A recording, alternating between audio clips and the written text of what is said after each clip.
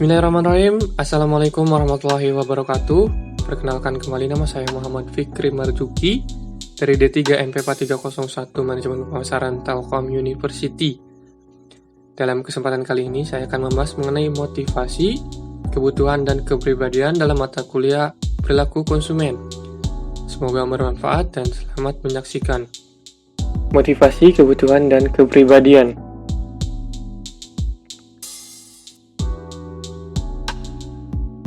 Motivasi adalah tenaga pendorong dalam diri individu yang memaksa mereka untuk bertindak, yang timbul sebagai akibat kebutuhan yang tidak terpenuhi. Model proses motivasi yang pertama diawali dengan kebutuhan, keinginan, dan hasrat yang belum terpenuhi, dan diakhiri dengan pemenuhan tujuan atau kebutuhan. Kebutuhan dibagi menjadi dua, yaitu kebutuhan primer dan sekunder.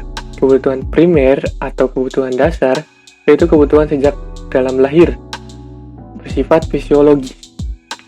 Sedangkan kebutuhan sekunder atau kebutuhan perolehan yaitu kebutuhan yang kita pelajari sebagai jawaban terhadap kebudayaan atau lingkungan kita, bersifat psikologis. Teori kebutuhan. Yang pertama, kebutuhan fisiologis adalah kebutuhan dasar manusia. Yang kedua, kebutuhan rasa aman adalah kebutuhan perlindungan bagi fisik manusia. Yang ketiga, kebutuhan sosial adalah kebutuhan cinta, rasa memiliki dan dimiliki, serta diterima oleh orang sekeliling. Yang keempat, kebutuhan ego adalah kebutuhan untuk berprestasi sehingga mencapai derajat yang lebih tinggi dari orang lain.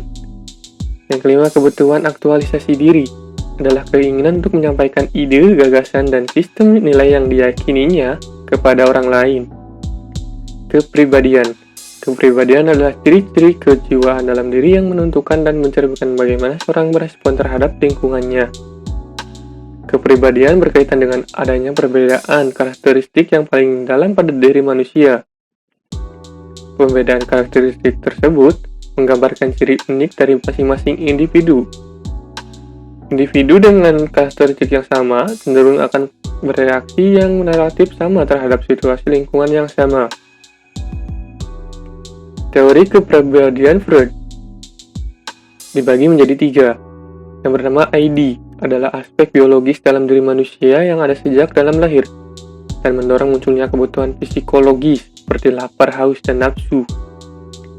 Yang kedua, superego adalah aspek psikologis pada diri manusia yang menggambarkan sifat manusia yang tunduk dan patuh kepada norma-norma sosial, etika, dan nilai-nilai masyarakat.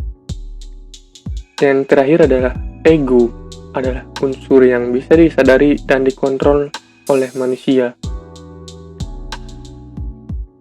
Kesimpulannya, motivasi, kebutuhan, dan kepribadian sangat mempengaruhi seseorang dalam menentukan keputusan dalam kehidupan sehari-hari, seperti pembelian barang suatu produk, karena ketiganya saling berhubungan dalam tiap individu.